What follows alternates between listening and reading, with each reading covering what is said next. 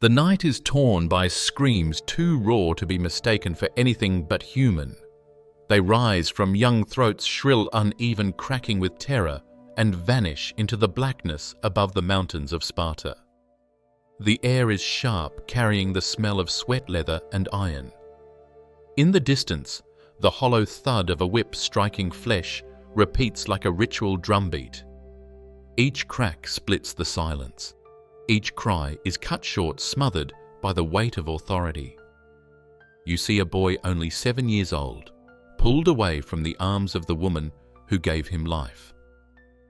Her hands clutch at him desperately, but she is restrained by others, her cries drowned beneath the command of the state. He does not understand.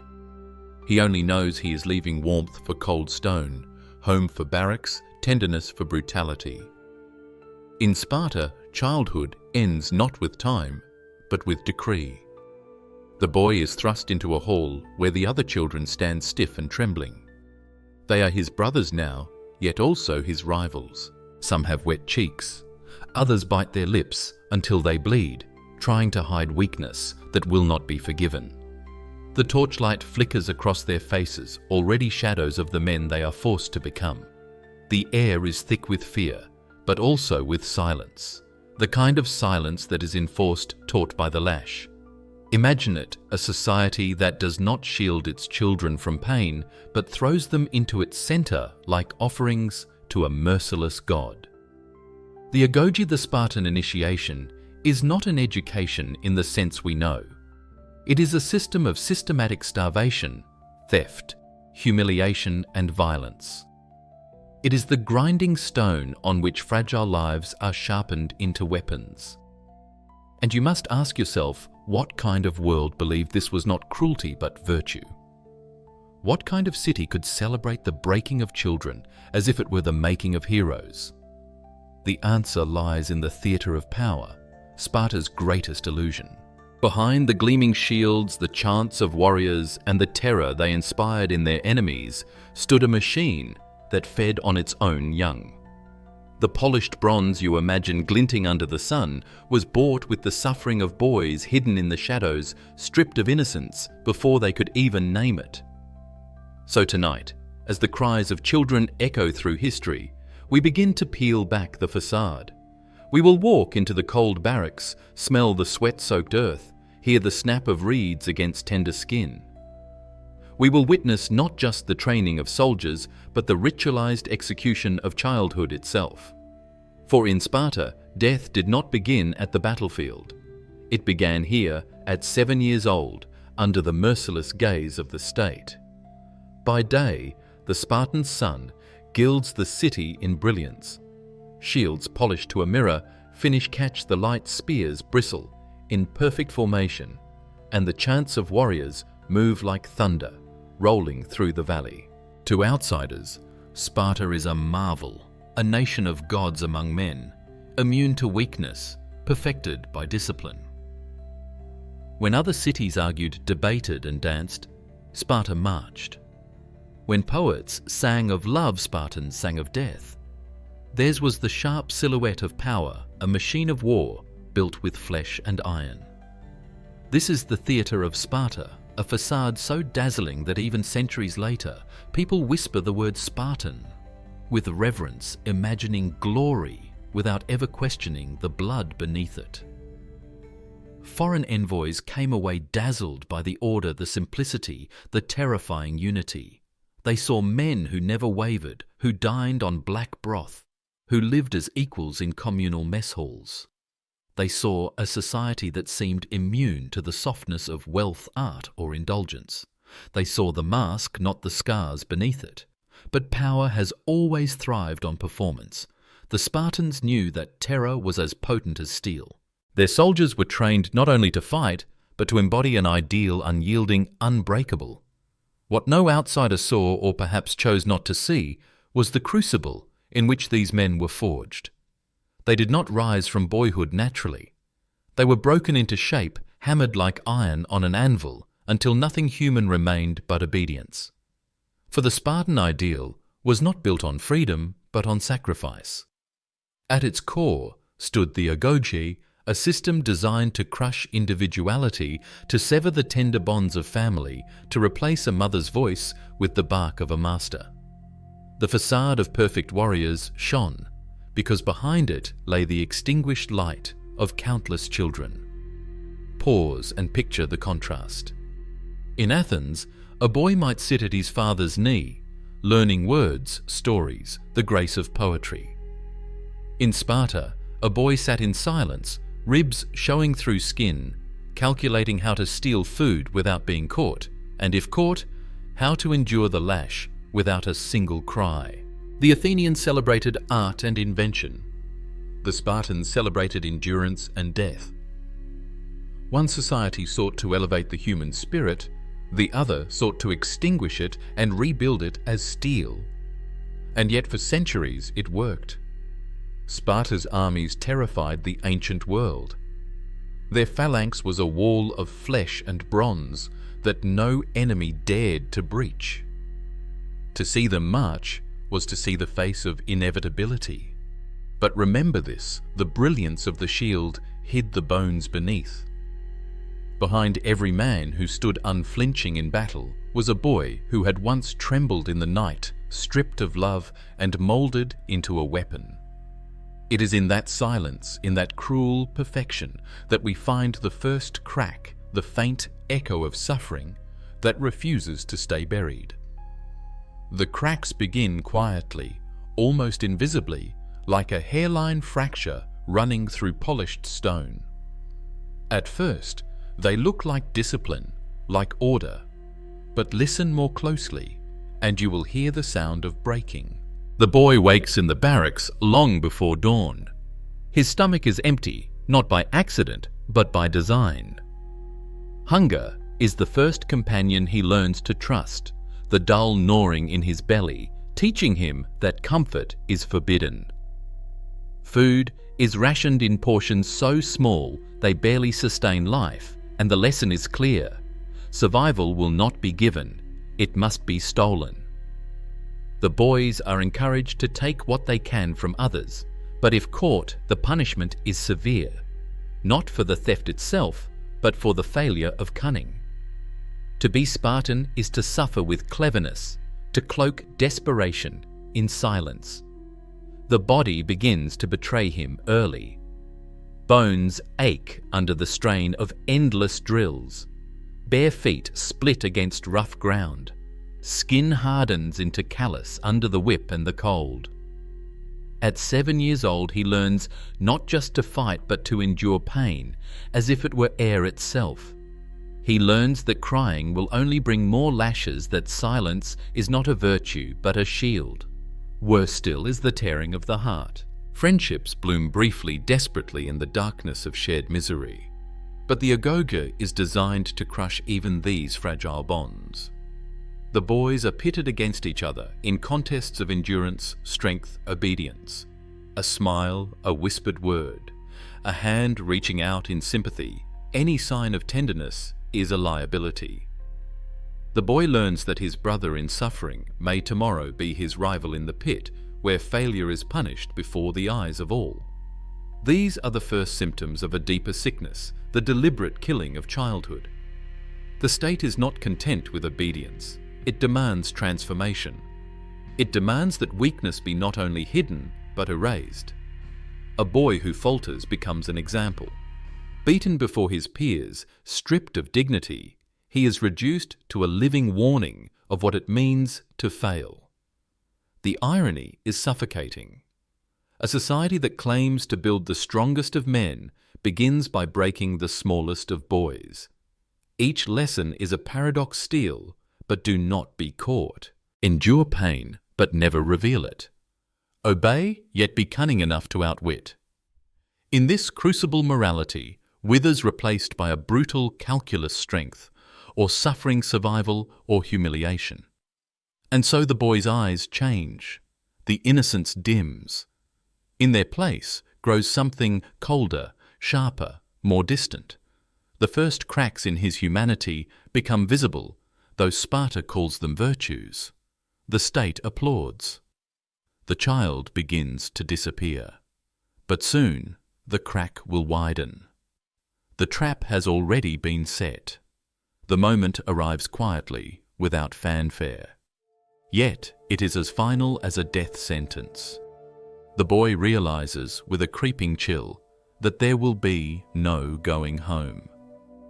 The barracks are not a temporary hardship, not a test to be endured before reunion. The walls of Sparta itself are the trap, and he is already inside it. At first, he waits for his mother to return, for his father's voice to call him back. But the days stretch into weeks, the weeks into months, and no familiar face appears. The elders tell him plainly his family no longer belongs to him. He belongs to Sparta. The state is his father, his brothers are his only kin, and mercy is not a word in his new vocabulary. A mother's embrace is a memory he must suffocate. The verdict has been delivered, though no courtroom was needed. At 7 years old, his fate has been sealed by tradition older than he can comprehend. The Agoge swallows him whole.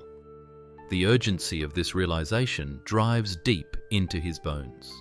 Each day is a test, and failure is not private, it is spectacle. Boys are dragged into the open and beaten, stripped of clothing, forced to endure lashes under the eyes of peers and masters. The whip does not merely cut skin, it cuts away hope of rescue. The message is unmistakable. You will not leave, you will not be saved. The state does not release its hold. Even the natural instincts of childhood, tears, pleas clinging to others, become traps of their own. To weep is to invite scorn. To beg is to invite more lashes. To seek comfort in friendship is to risk betrayal, as every boy is pushed to outdo the others in cruelty. Kindness becomes a liability that can be exploited, mocked, punished. And so, one by one, the instincts of the child are burned away, like flesh held too close to flame. It is here that innocence truly dies, not through a single act of violence, but through the slow, suffocating certainty that life will never again be his own. The cage is invisible, but unbreakable. His small body might still dream of running, but where would he go? Beyond Sparta's walls are enemies, mountains, the unknown. Inside, Sparta is the whip, the hunger, the cold command of men who call themselves teachers but act as executioners. He is caught between two voids, the outside world that will kill him and the inside world that seeks to erase him. And so, he stops dreaming of escape. He accepts the cage.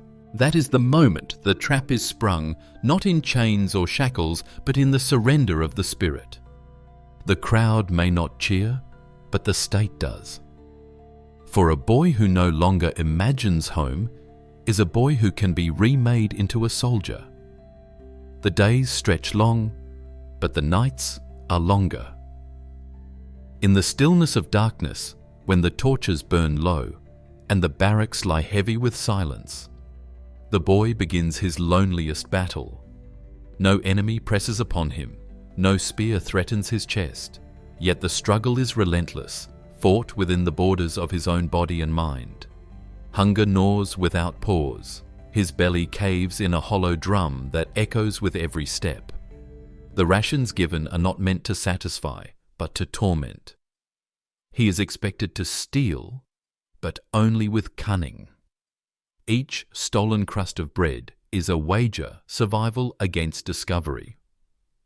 If caught, the punishment will strip his flesh, raw, yet if he succeeds, the pain of hunger recedes for only a fleeting moment, before returning with sharper teeth. This cycle becomes his reality, a ceaseless game of survival in which the prize is nothing more than another day of emptiness. Sleep offers no relief. The ground is hard, the air damp, the thin cloak offered to him more symbolic than practical.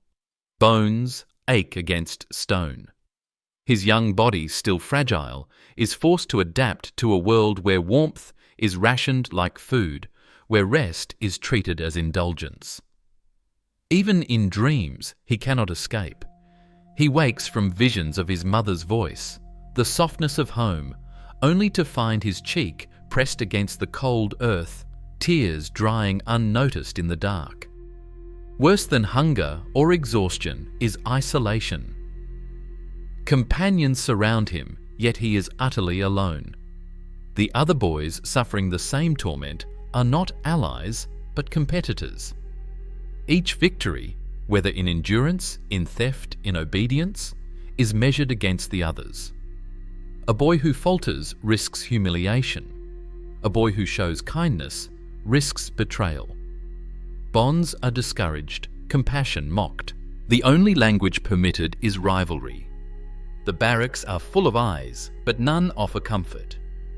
He learns to hide his weakness not only from the masters, but from his peers. Pain, too, becomes an intimate companion. Whips Reed's fists, each strike teaches him a lesson more lasting than words. The skin scars, but deeper still, something within him hardens. To cry is to invite ridicule. To flinch is to fail. The boy begins to carry his wounds, silently swallowing the urge to scream until silence becomes a second skin. He learns to betray his own body, to deny the pain that racks his nerves. In this battle there is no victory, only endurance. Day after day, the boy is pressed thinner, pared down like wood carved into a spear. His laughter is gone, his innocence scattered like ashes. What remains is a shell that still walks, still breathes, still obeys. This is the cruelest truth Sparta demands, not triumph, but transformation. And in his lonely battle, the boy learns that to survive, he must kill the last traces of the child he once was. The elders call it education. They speak of discipline, of tradition, of the noble duty of shaping boys into men. Yet when we strip away their words, what remains is cruelty, masquerading as wisdom, brutality, paraded as medicine. At the altar of Artemis Orthia, the theatre of pain is at its most obscene. Here boys are brought forth before the eyes of their community, stripped to the waist, their bodies trembling under the weight of expectation. Priests and elders raise the whips, not in secret but in ceremony. Each lash tears into tender skin, the sound cracking through the air like thunder. Blood streaks across the ground, glistening in the sunlight, while the crowd cheers not in horror but in reverence. Parents watch their sons flayed alive by ritual, not as punishment, but as proof of their worth. It is said that some boys endured until they collapsed lifeless at the goddess's feet. Death itself became a form of victory, a testimony to endurance, so absolute that even mortality could not shame it. Here, pain was not the enemy. It was the measure of devotion. The altar was not a sanctuary, but a stage where suffering was worshipped as divine. And still the elders called it cure. They claimed the lash toughened the body, purified the soul, stripped away weakness as if it were a disease. Hunger was prescribed as a teacher of cunning. Theft was allowed as a test of wit. Violence was applauded as a shaping tool, molding pliant flesh into the hardness of bronze. Every cruelty was framed as lesson, every scar as progress. To them, the child's body was clay, the lash a sculptor's hand, and the final form, obedience, silent strength, was the only acceptable shape. But what is truly cured in such a place? Not weakness, but humanity. Every blow that split the skin, every ceremony that reduced a boy to spectacle, erased something that could not be restored, the capacity for tenderness, for vulnerability, for simple joy. The boys learned their lessons well. They learned that pain is not to be avoided, but embraced. They learned that the absence of tears is more valuable than the absence of wounds. They learned that their bodies were no longer their own, but offerings to the state sacrifices to tradition. And when the crowd roared approval, when the elders nodded with satisfaction, when the goddess's altar gleamed with fresh blood, the cycle was complete. What others might call torment, Sparta called education. What others would call cruelty, Sparta named virtue. But beneath this mask of order and nobility, something darker took root. For when pain becomes medicine, the patient is already dead in every way that matters. At last, the ordeal reaches its culmination. Years of hunger lashes and silence converge into the final passage from boyhood into manhood. The Agoge has one more task, one last ritual to extinguish whatever trace of innocence still lingers. It is called the Cryptaia. On a moonless night, the boy, now lean, hardened eyes, darkened by years of deprivation, is armed not with shield or armor, but with a dagger. He is sent out into the countryside with a command whispered like poison.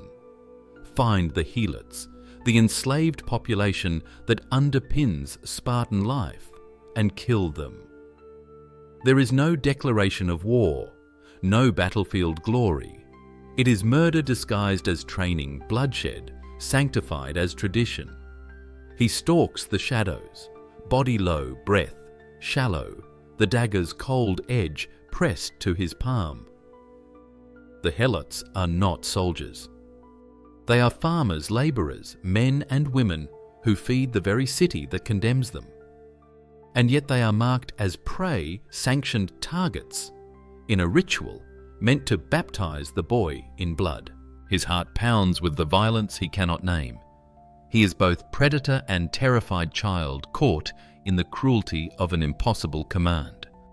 For the Cryptaia is not simply about killing, it is about severing the final thread that binds him to compassion. The state does not want warriors who hesitate. It wants men who can slit a throat as easily as they can draw breath. To succeed is to prove loyalty to Sparta. To fail is to prove loyalty to nothing at all. Imagine the boy's hand trembling as it hovers above his victim. Imagine the flicker of humanity, the memory of his own mother's face rising unbidden in the dark. Then imagine the silence that follows, once the blade finds flesh. It is not only a helot who dies that night.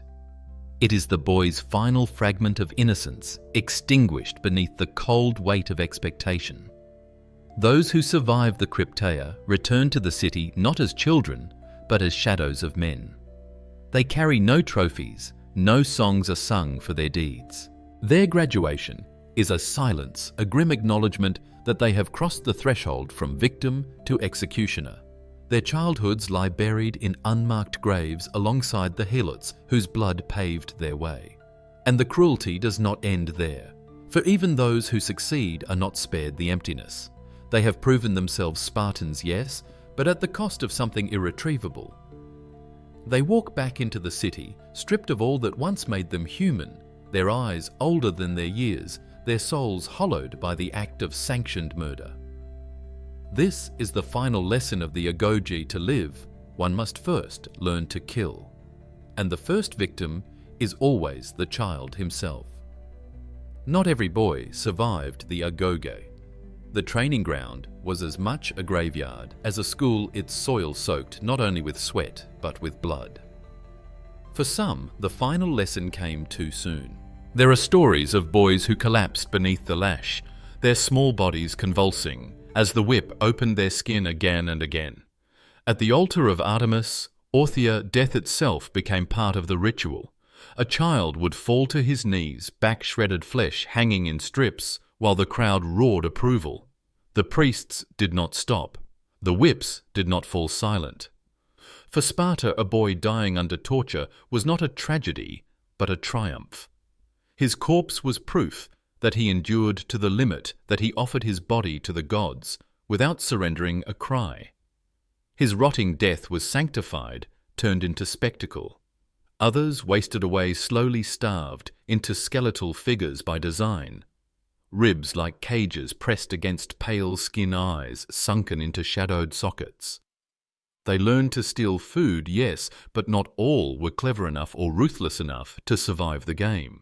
When caught, their punishment only deepened the hunger, leaving them weaker, slower, more desperate. Some boys withered until their bodies simply gave out, claimed quietly in the night by exhaustion and deprivation.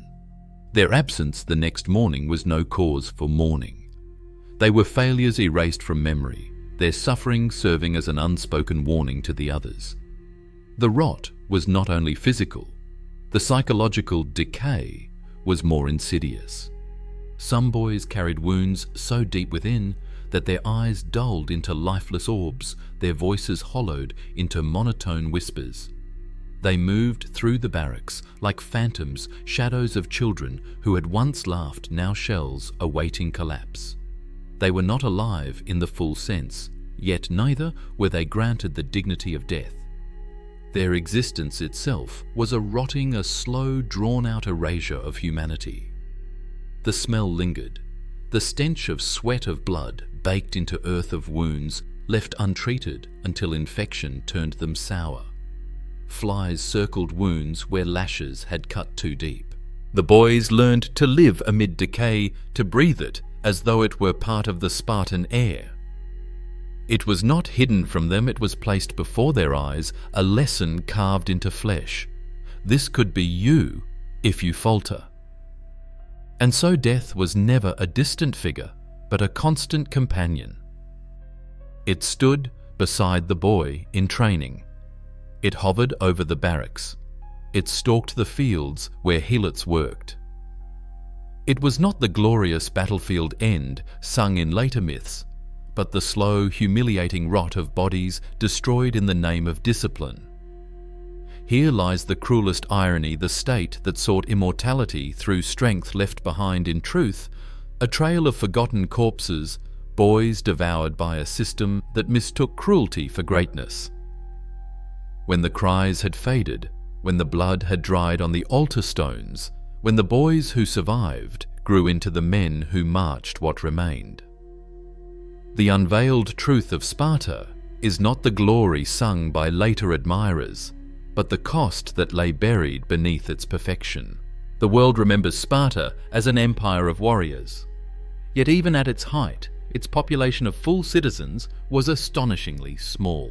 Each boy broken in the Agoge, each child whipped to death, each youth lost to hunger or cruelty left the state weaker, not stronger. The relentless demand for perfection created a paradox. The very system meant to preserve Sparta's dominance hollowed it from within. By the 4th century BCE, the citizen population dwindled so drastically that entire phalanxes had to be filled with men who no longer fit the rigid definition of Spartan. The illusion of invincibility masked a society rotting at its core. Historians peel back the layers and find a city sustained only by violence. For every Spartan warrior who marched with bronze shield gleaming there were 7 helots laboring under chains, their blood and sweat feeding the machine. The cryptire, that silent campaign of murder against the enslaved, reveals the truth. Sparta's greatness was not born of discipline alone, but of terror wielded against the weak. The perfect soldier was less a miracle of training than the product of systematic cruelty. Modern readers often marvel at the efficiency of the Spartan system, imagining it as a model of strength. But the record is colder. Sparta produced warriors, yes, but little else. No great philosophers, no poets, no artists whose work survived the centuries. The city that sacrificed its children at the altar of war left behind no legacy but its reputation for violence. What Athens created in marble and thought Sparta created only in scars. And so the unveiled truth stares back at us with unsettling clarity. The Agoge did not produce immortals. It produced men who were in the end as mortal and fallible as any others, men whose society collapsed under the weight of its own obsessions. The bright shields rusted. The phalanxes broke. The city fell into decline. The screams of its children did not forge eternity. they forged only a fleeting shadow that history now dissects with cold precision. The illusion is gone. Behind the gleaming facade lies a truth both simple and devastating. Sparta's strength was never unbreakable. It was a mask built upon bones too small to bear the weight of empire. Long after Sparta's walls have crumbled into ruin, its legacy lingers like a ghost. Travelers still visit the silent stones, imagining the warriors who once marched in unison, their bronze shields flashing like fire in the sun. Yet beneath the myths, what echoes most clearly is not the sound of victory, but the cries of children silenced too soon. The Agoge is gone, but its memory endures as a cautionary tale. What does it mean that a society believed greatness could only be carved out of pain? That a city willingly consumed its younger starving and lashing them until they forgot what it meant to be human? For centuries, Sparta was praised as a model of discipline, of unyielding strength. Yet the price was always hidden. The extinguishing of innocence, the sacrifice of joy, the systematic mutilation of the soul. We must ask ourselves, was it worth it? Sparta's empire did not last. Its warriors, no matter how unflinching, could not halt the tide of history. The phalanx that once terrified the world eventually broke, scattered on the fields of Leuctra. The Spartan name once whispered in awe now survives as legend, its reality dissected by scholars and haunted by the memory of children pressed into service of the state. The city that demanded immortality from its sons left behind little more than fragments and caution. And yet the echo persists in unsettling ways. Even today, the word Spartan is invoked as praise, simplicity, toughness, endurance. We admire the iron will, the discipline, the image of warriors who knew no fear. But do we remember the cost? Do we recall the 7-year-old torn from his mother's arms, the boy starved until his ribs pushed through skin, the child whipped to death as a cheering crowd looked on? History tempts us with its myths of glory, but beneath those myths lie truths too easily forgotten. Sparta teaches us that cruelty can be polished into virtue, that suffering can be disguised as education, that a society can sanctify its own brutality until it no longer recognizes it as horror. The Spartans believed they were building perfection. What they left behind was a warning carved into blood and bone. And so the question lingers heavy and unanswered. If civilization demands the sacrifice of its children, is it civilization at all, or merely another theatre of death?